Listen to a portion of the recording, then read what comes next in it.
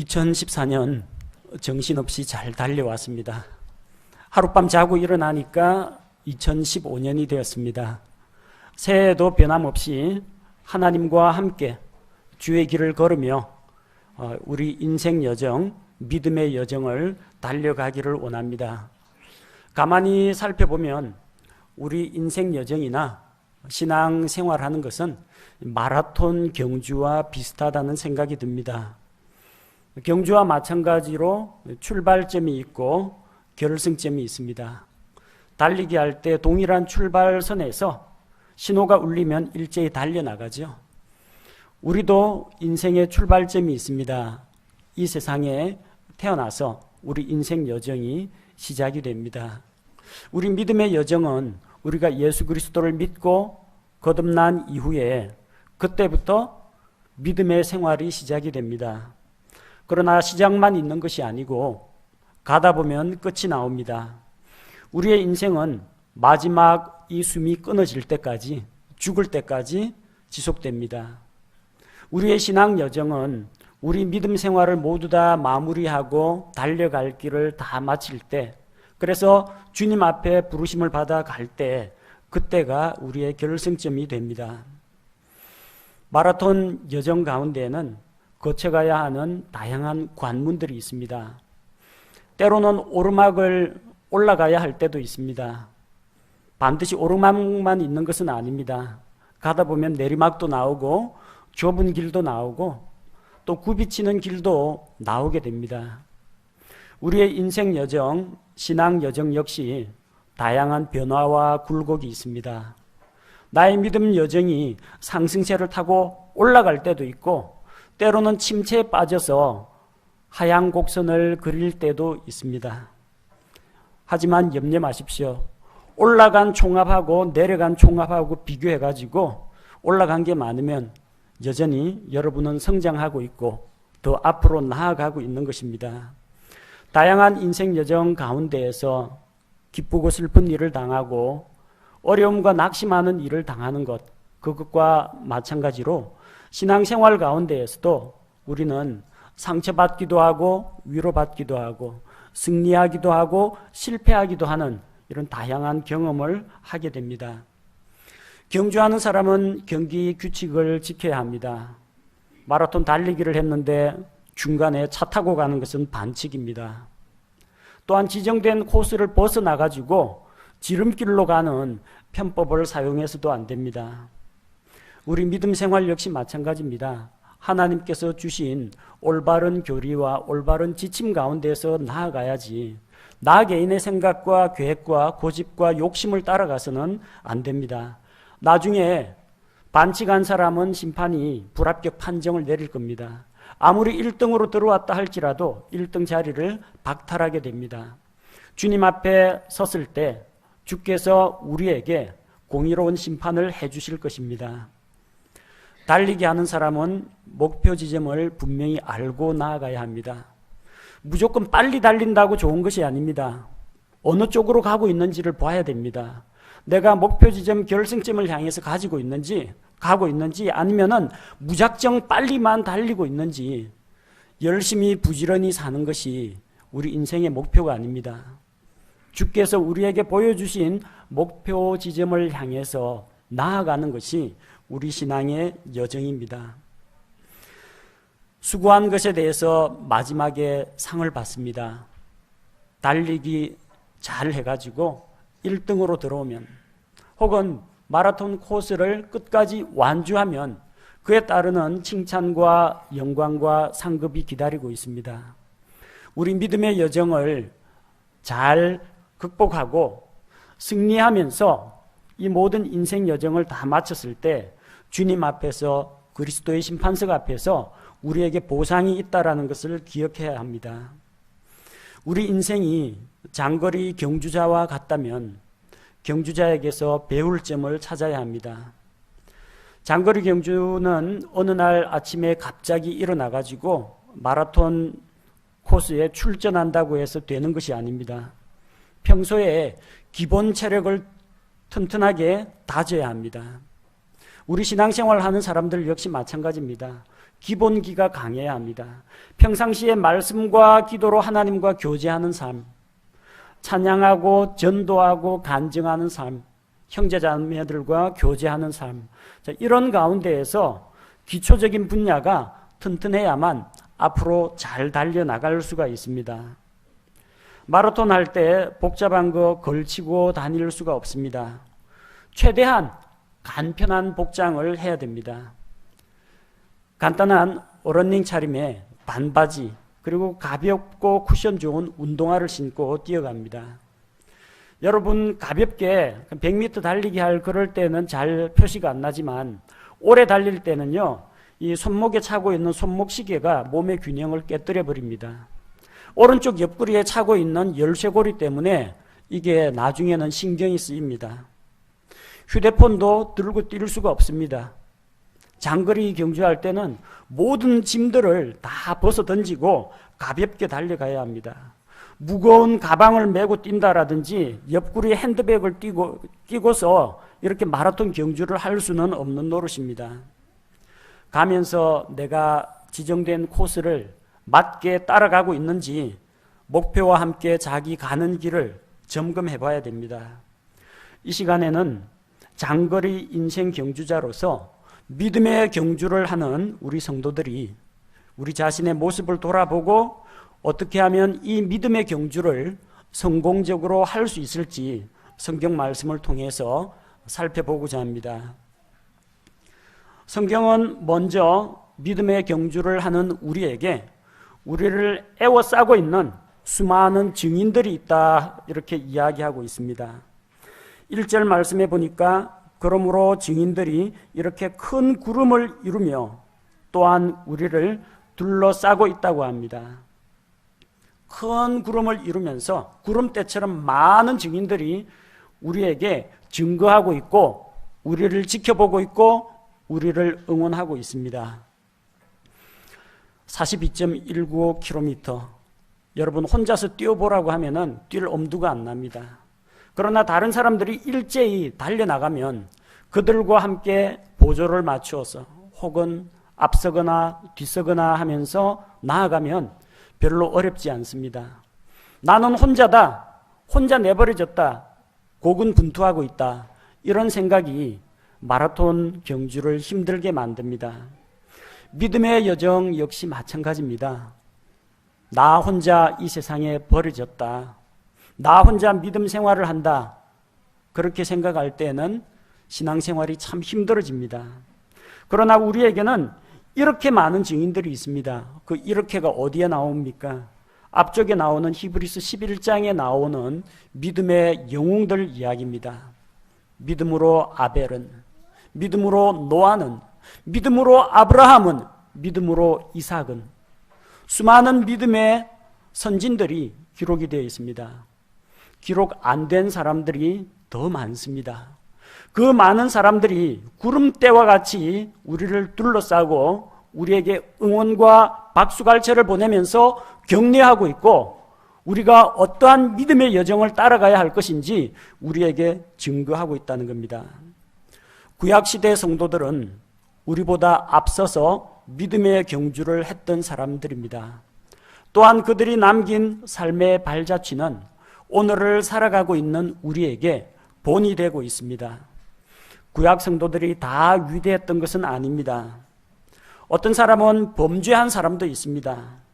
삼손이나 다윗과 같이 넘어졌던 사람도 있습니다. 우리가 사사기와 사무엘기를 읽으면서 무엇을 배웁니까? 결국 인간은 연약하고 범죄하기 쉬운 존재이고 하나님의 용서와 위로가 필요한 존재라는 것을 배웁니다.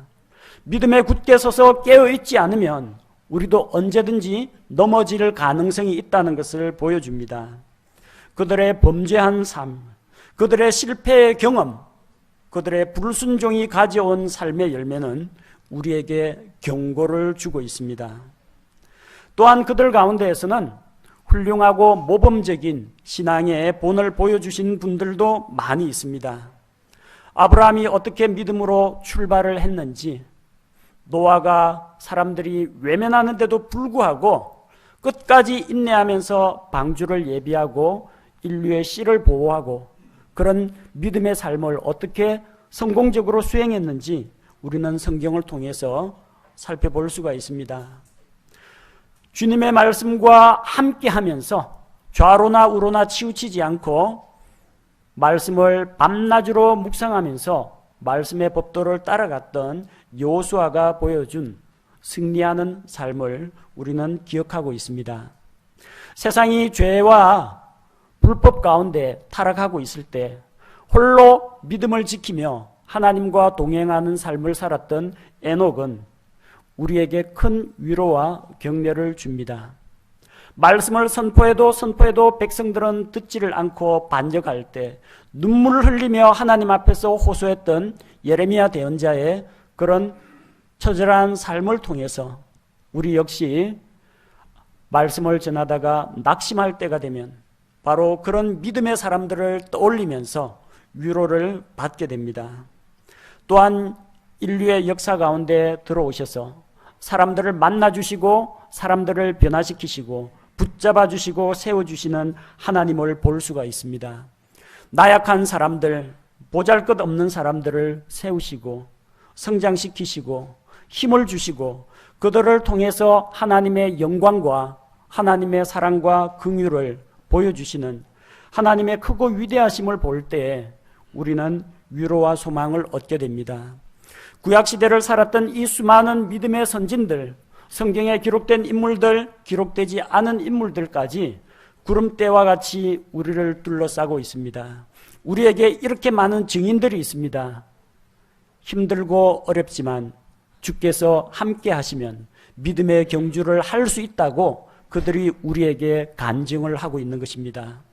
그들의 삶을 통해서 우리는 도전과 격려를 받을 수가 있고 용기를 내어서 이 장거리 마라톤과 같은 믿음의 경주를 지속할 수 있는 것입니다. 히브리서에 기록된 인물들이 전부는 아닙니다. 신약 성경에 또 다른 증인들이 기록이 되어 있습니다. 믿음으로 경주한 또 다른 한 사람은 침례자 요한입니다. 사도행전 13장 25절에서 요한이 자기의 달려갈 길을 마치며 침례자 요한도 자기의 달려갈 길을 마쳤습니다. 그도 믿음의 경주자였습니다. 그는 말하기를 너희는 나를 누구라고 생각하느냐? 나는 그분이 아니니라. 그러나 보라, 내 뒤에 오시는 분이 계시는데 나는 그분 발에 신발끈을 풀 자격도 없노라 하였느니라. 침례자 요한은 믿음의 경주를 했던 사람입니다. 말라기 이후로 하나님의 대언의 말씀이 끊어졌습니다. 그리고 400년간의 침묵기가 찾아왔습니다. 대언자가 없습니다. 하나님의 대언의 말씀이 없으니까 자연히 사람들은 성전을 중심으로 모여서 예배를 드렸습니다. 성전만이 하나님을 만날 수 있는 곳이라고 생각했습니다. 근데 누가 성전을 차지했느냐? 사두개인들이 차지했습니다. 사두개인들은 대부분 돈 많은 귀족 출신입니다. 그리고 이 사람들은 하나님에 대한 신앙은 없는 사람들입니다. 그들은 부활을 믿지 않습니다. 천사를 믿지 않습니다. 영의 존재를 믿지 않습니다. 내세도 없다라고 이야기합니다. 그냥 현세에 잘 먹고 잘 사는 것이 자기의 복이라고 생각합니다. 그런 사두개인들이 성전을 장악을 하고 제사장 자리를 돈 주고 사고 팔고 성전 안에 장사꾼들을 불러들여 가지고 높은 수익을 올리면서 하나님께 드리는 그런 희생 제사와 또 사람들이 가져오는 그런 예물들을 가로채서 자기들의 배만 불렸습니다. 이런 사람들에 대해서 반발하는 사람들, 근본주의자들, 율법주의자들이 나타났습니다. 바리새인들이 또한 백성들에게 영향력을 미쳤습니다. 율법의 말씀을 지켜야 된다. 뿐만 아니라 조상들이 전통으로 물려준 여러 가지 관습도 지켜야 한다.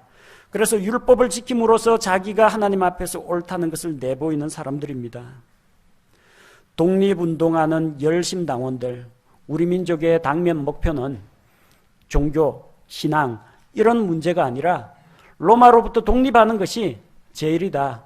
그래서 독립운동하는 사람들도 활발하게 활동을 했습니다.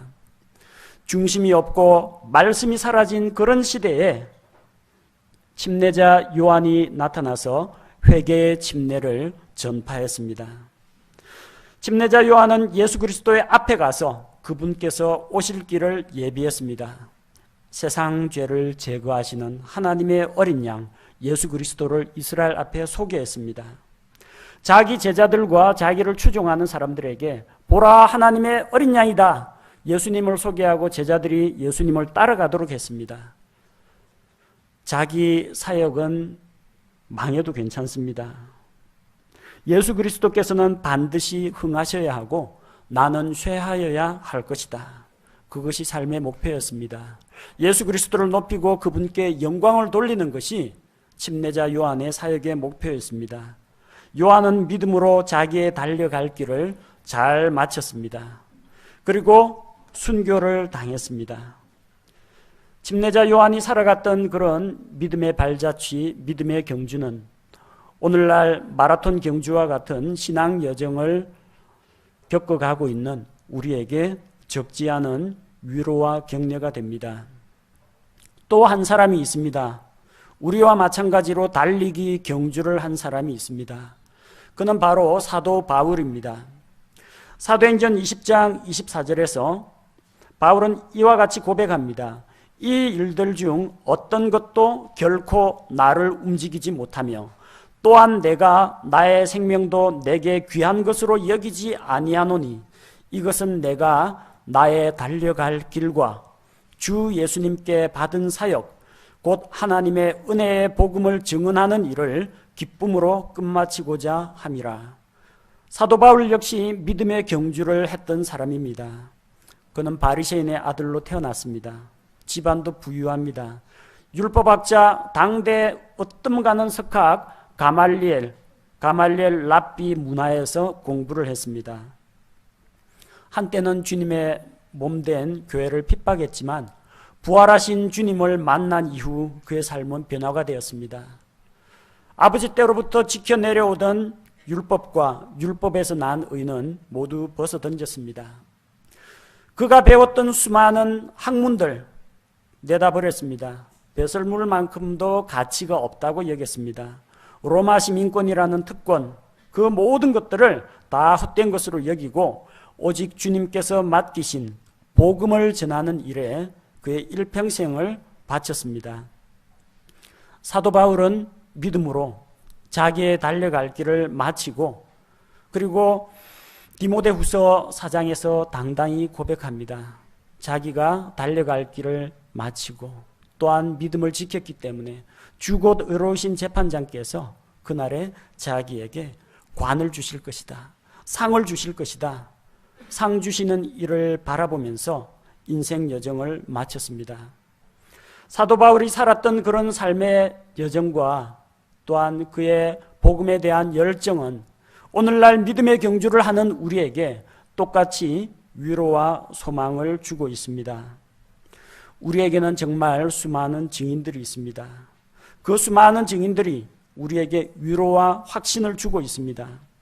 우리는 지금까지 아무도 가보지 못했던 어떤 새로운 길을 외롭게 개척하면서 나아가는 것이 아닙니다. 이미 믿음의 선배들이 걸어갔던 길을 성경 말씀을 통해서 확인하면서 따라가고 있습니다. 그분들이 보여준 삶의 본과 삶의 열매는 우리로 하여금 소망을 갖게 하고 확신을 심어주고 있습니다. 하나님께서 함께 하시면 우리도 믿음의 경주를 완주할 수 있다. 이런 자신감을 우리에게 주고 있습니다. 히브리서 12장 1절, 2절, 3절의 말씀은 우리에게 이처럼 수많은 증인이 있다는 것만을 보여주는 것이 아닙니다. 또한 우리가 믿음의 경주를 할 때 무엇을 버려야 할지, 무엇을 갖추어야 할지를 보여주고 있습니다. 먼저 버려야 할 것들을 생각해 보십시오. 2절 말씀에 보니까 버려야 할 것이 1절 말씀에 우리가 버려야 할 것이 있다고 이야기합니다. 뭘 버려야 합니까? 모든 무거운 것과 너무 쉽게 우리를 얽어매는 죄를 우리가 떨쳐버려야 한다고 합니다. 모든 무거운 것을 버려야 합니다. 사람들은 저마다 무거운 짐을 떠안고 있습니다. 어떤 짐을 떠안고 있습니까?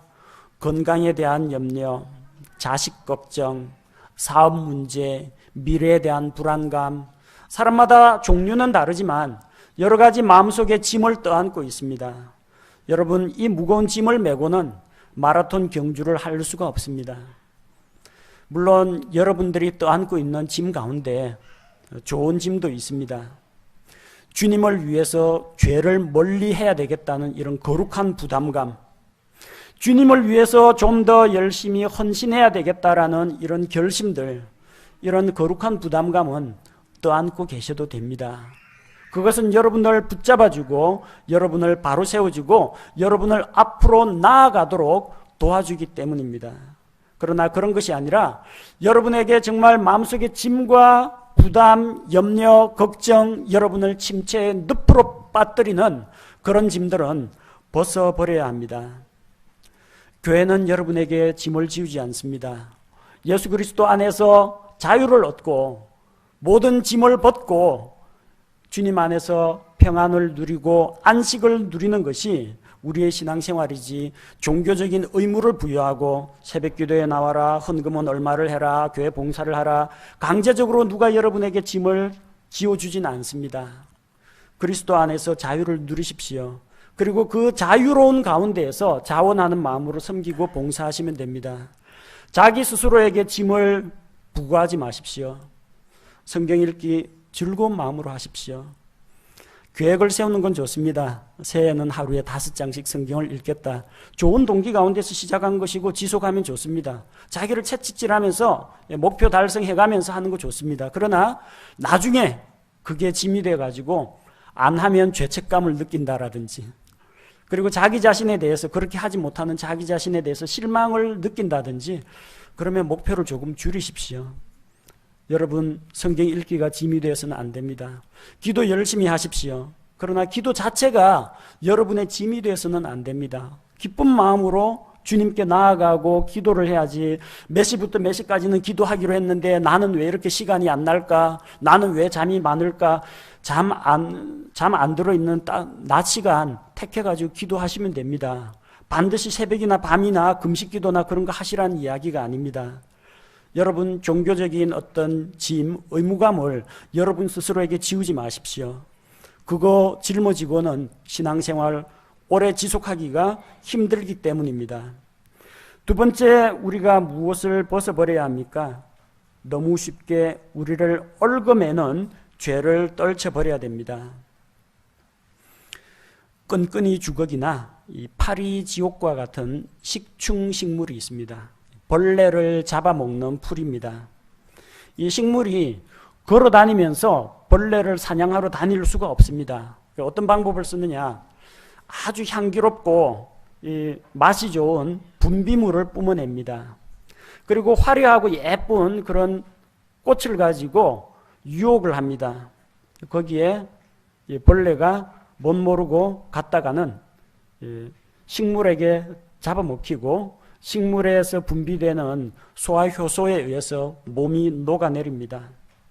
무시무시하게 생겼고 가시투성이라면은 벌레가 거기를 왜 가겠습니까? 꿀과 같이 달콤한 어떤 유인물이 없으면은 벌레가 거기 갈 이유가 없습니다. 마찬가지입니다.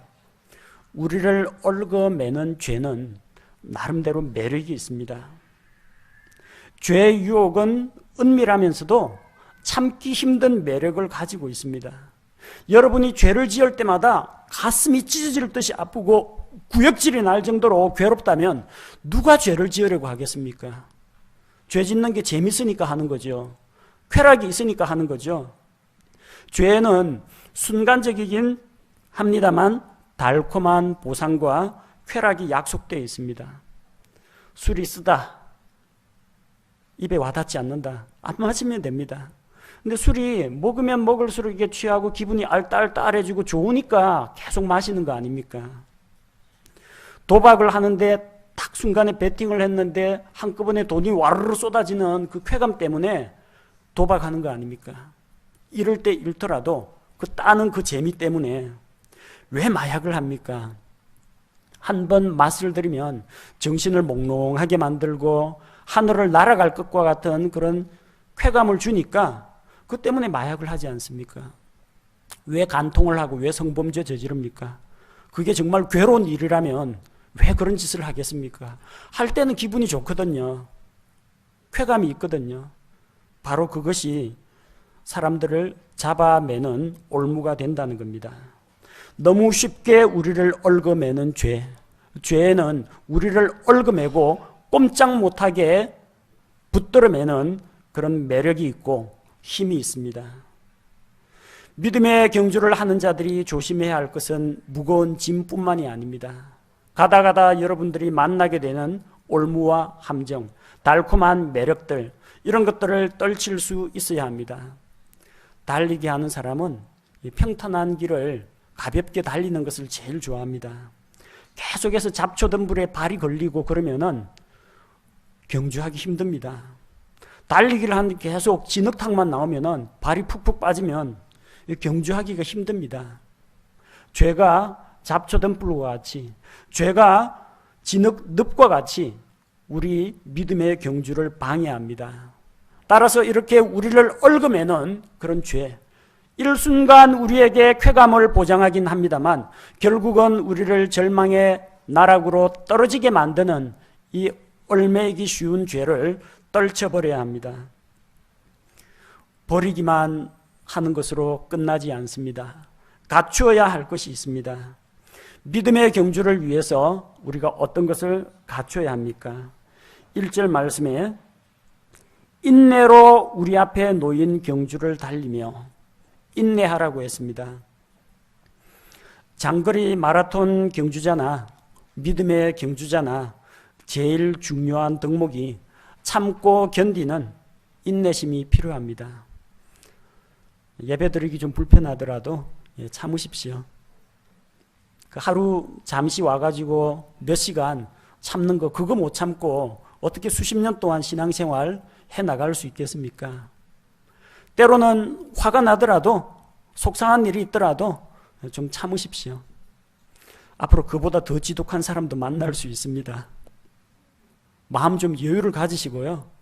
한술밥에 배부를 수 없으니까 너무 조급하게 생각하지 마시고 나는 왜 변화가 없느냐, 나는 왜 이렇게 성경을 잘 모르느냐, 나는 왜 남들처럼 저런 멋진 간증을 못하느냐.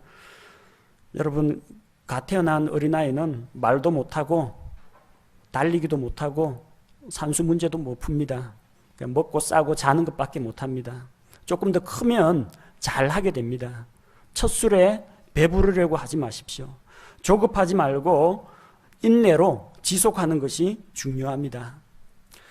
달리기 하다 보면요, 너무 힘들어가지고 중간에 주저앉고 싶은 그런 경험들이 가끔씩 찾아옵니다.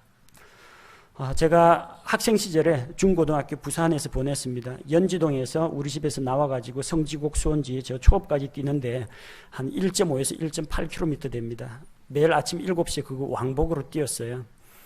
어떤 날은 일어나기 정말 힘들고 괴로운 날도 있었고요. 달리다 보면 숨이 턱에까지 차가지고 도저히 그냥 주저앉으면 앉았지 더는 못 가겠다는 그런 생각이 들 때도 있었습니다. 마라톤 경주해 보신 분은 어떤 기분인지 아실 겁니다. 그런데 그 4점이라고 부르거든요. 데스 포인트라고 하는데 그 순간만 딱 넘기면 그 다음부터는 호흡이 자유로워집니다. 발이 저절로 앞으로 나가요. 아무리 빨리 달려도 지치지도 않고 정말 가슴이 상쾌하게 날아갈 듯이 달릴 수가 있습니다. 믿음의 여정 가운데도 여러분 반드시 그런 일이 찾아옵니다. 이 정말 절망 가운데 빠져가지고 이제는 오도 가도 못하는 신세고 나는 여기서 그냥 끝이구나. 그런 아득한 그런 순간이 있는데 그 한순간만 넘기면은 날아갈 듯이 비상하는 그런 기회가 여러분에게 찾아옵니다. 그건 여러분의 위기가 아닙니다. 여러분이 영적으로 성장하고 그 위기만 한 차례, 파도 한 차례만 넘으면 잔잔한 바다가 나오는 그런 절대적인 기회입니다. 그거를 기억하십시오. 인내로 경주하십시오. 참기 힘든 괴로운 순간이 찾아올 수도 있습니다. 그 순간만 잘 넘기면 됩니다. 그러기 위해서 우리는 예수 그리스도를 바라봐야 합니다. 2절 말씀에 예수님을 바라보자 했습니다. 예수님 어디 계십니까? 셋째 하늘에 계십니다. 결승점에 가 계십니다. 경주자가 결승점을 바라보고 달리는 것처럼 우리도 최종 목표인 예수님을 바라보아야 합니다.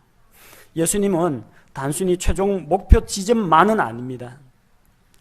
예수님이 우리의 목표인 동시에 우리보다 앞서 달려가셔서 우리에게 본을 보여주시는 분이 되십니다. 히브리서 6장 20절에서는 예수님이 우리보다 앞선 주자라고 이야기합니다. 예수님도 경주자예요. 우리처럼 경주하신 분입니다.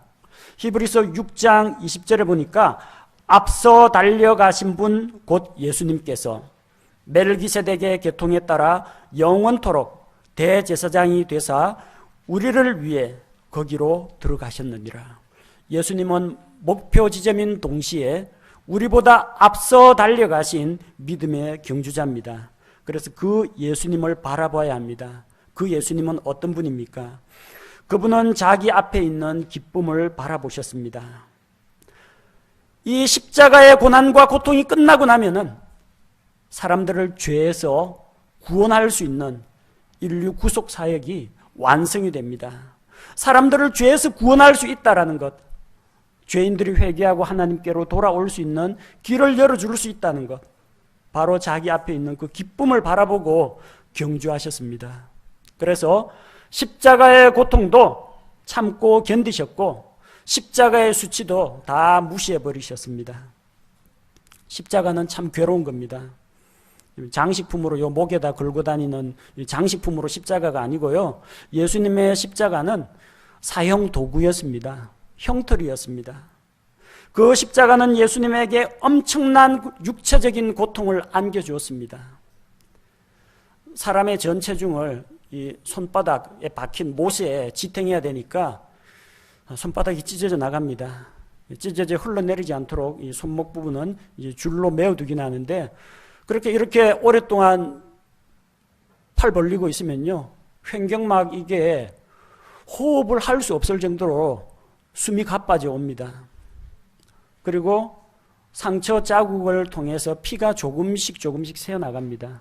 완전히 사람 말려 죽이는 겁니다. 매달아 가지고 천천히 피가 한 방울 두 방울 떨어지면서 물도 빠지면서 결국 탈진해서 죽게 만드는 무시무시한 그런 사형 도구입니다. 거기에서 예수님께서 육체적인 고통을 참아내셨습니다.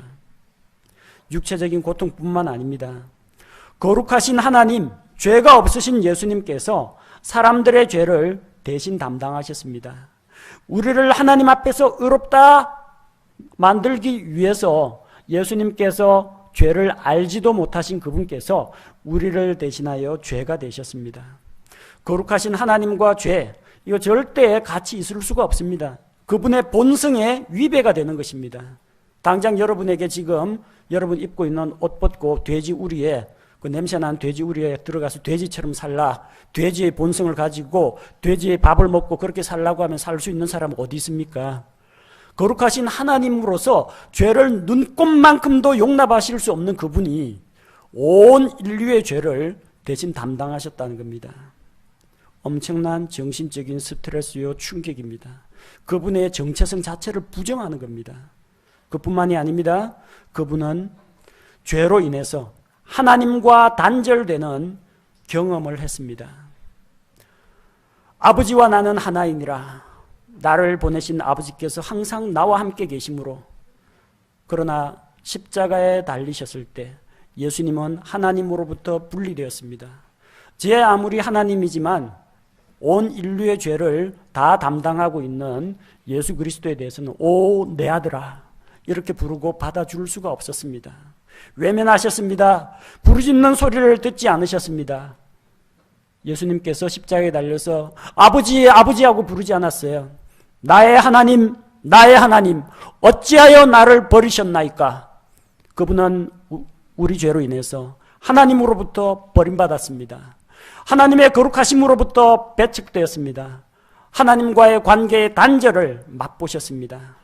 이런 쓰라린 고통을 당하셨지만 그분은 그 앞에 있는 기쁨을 위하여, 사람들을 구원할 수 있다는 그 기쁨을 인하여 이 모든 것을 고통도 견디시고 그 부끄러운 수치도 멸시하셨습니다. 그리고 마침내 모든 사역을 마치시고 하나님의 왕좌 오른편에 앉으셨습니다. 우리 주 예수 그리스도께서는 달려가시는 것을 마치시고 목표를 달성하시고 영광의 왕좌에 앉으셨습니다. 그리고 오늘을 살아가는 우리에게 손짓하며 부르고 계십니다. 우리보다 앞서 달려가신 예수님을 바라보아야 합니다. 다음으로 이 예수님이 누구십니까? 우리 믿음의 창시자시요 또한 완성자가 되시는 분입니다. 우리의 신앙생활은 믿음에서 출발해서 믿음에 이르게 됩니다. 구원 얻는 믿음, 내가 죄인이며 예수 그리스도께서 내 죄를 대속하셨다라는 그 구원받는 믿음에서 신앙생활이 출발하지만 앞으로 살아나가는 수많은 인생 여정은 믿음으로 주님과 동행하는 삶이라는 것입니다. 구원받는 믿음이나 믿음으로 살아가는 삶이나 이 믿음은 다 어디에서 옵니까? 예수 그리스도 믿음의 창시자로부터 옵니다. 이 믿음은 누가 완성시켜 줍니까? 우리의 나약하고 불완전한 이런 믿음을 믿음의 완성자이신 예수님께서 끝까지 마무리 지어 주십니다. 우리 믿음의 시작과 끝을 주관하고 계시는 바로 그 예수 그리스도를 바라보아야 합니다. 달리기 할 때 한눈 팔면 안 됩니다. 어떤 거리에 어떤 간판이 있고 음식점이 어디 있나 거기 신경 쓸 때가 아니고 목표 지점을 바라봐야 합니다. 우리 주 예수 그리스도를 바라보아야 합니다. 그분은 결승점에 먼저 가 계신 믿음의 경주자요 또한 우리의 믿음의 첫 시작이 되시며 우리 믿음을 완성시켜 주시는 분이라는 것입니다. 세 번째로 예수 그리스도를 깊이 생각해야 합니다. 3절 말씀과 같이 죄인들이 자기를 대적하여 이처럼 거역한 것을 견뎌내신 분을 깊이 생각할지니 믿음의 눈으로 앞서가신 예수님, 왕좌에 앉으신 예수님을 바라보며 동시에 그 예수님을 마음속으로 깊이 생각해야 합니다. 보는 것은 별로 어렵지 않습니다. 눈을 들어 보는 것은 어렵지 않지만 마음에서 일어나는 우리의 생각은 제어하기가 참 힘듭니다. 잠시 정신 놓고 있다 보면 다른 잡된 생각들이 세상적인 생각들이 우리에게 밀려듭니다. 우리의 시선을 주님께, 우리의 마음의 중심을 주님께 고정시켜야 합니다. 죄인들이 자기를 거역한 것을 견뎌내신 예수님을 생각하라고 했습니다. 믿음에 경주하다 보면 넘어질 때도 있고 죄를 지을 때도 있고 실패와 좌절을 경험할 때가 있습니다. 그럴 때 우리 자신이 쓰러졌을 때 죄를 지었을 때 참 주님이 나 때문에 얼마나 실망했을까 부끄럽다 그런 생각 하지 마십시오. 그 주님께서는 죄인들이 자기에게 거역하는 것을 오래 참고 견디시는 분입니다. 우리에 대해서 오래 참고 견디시고 기다려주시는 주님입니다. 그 주님을 생각할 때 내가 부족한 점이 있더라도 내가 믿음의 경주 가운데서 넘어지는 일이 있더라도 낙심할 필요가 없다는 것입니다. 예수 그리스도를 생각하십시오. 참고 기다려주시는 주님을 생각하십시오. 다른 사람 마찬가지입니다. 주변에 보니까 저 형제는 저 자매는 예수님은 믿는다고 하면서 성경도 안 읽고 침례도 안 받으려고 하고 삶의 변화도 없고 갑갑하죠. 성경 교사 하시는 분, 소모임 리더 하시는 분들 지켜보면 한숨만 나오죠. 참으십시오. 우리 자녀들 잘 변화가 안 되죠? 기다리십시오. 우리 자녀들이나 주변 사람들이 변화가 없고 변화가 더디더라도 참고 견디십시오. 여러분보다 더 답답한 분은 저 위에 계신 예수님이 더 답답합니다. 우리 예수님께서는 그거 오래 참고 기다리고 계신다는 겁니다. 그 예수님을 생각할 때 우리가 씨를 뿌렸는데 복음을 받아들이지 않거나 말씀을 이렇게 열심히 가르쳤는데 변화가 없는 성도가 있거나 내 생활이 어제하고 오늘하고 별 달라진 것이 없고 정말 내가 변화가 더디더라도 우리가 지치거나 피곤하지 않게 됩니다. 주님, 그래도 변함없이 긍휼을 베푸시고 그래도 참고 기다려주시고 사랑을 베풀어 주시니 한 번 더 해보겠습니다. 넘어졌지만 넘어진 자리부터 다시 시작하겠습니다. 이런 새로운 결심을 할 수 있는 힘이 어디서 옵니까?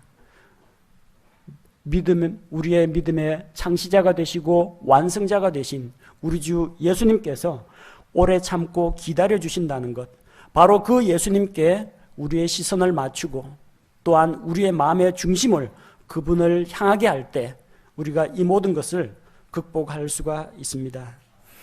2015년 새해 첫 주일을 하나님의 은혜로 이제 시작하게 되었습니다. 새해에도 하나님께서 우리에게 허락하신 바를 따라서 열심히 달리고 목표를 향해서 믿음의 경주를 해나갑시다. 우리보다 먼저 그 길을 달려간 수많은 믿음의 증인들을 본으로 삼고 무거운 짐과 우리를 얽어매는 그런 죄들을 떨쳐버리고 앞서 달려가신 예수님을 바라보며 그분을 깊이 생각하며 인내로 경주합시다. 주님께서 우리 모든 성도들에게 새로운 힘과 능력을 채워주실 줄로 믿습니다. 마지막으로 이사야 40장 31절 말씀 같이 찾아서 다 함께 읽겠습니다. 이사야 40장 31절.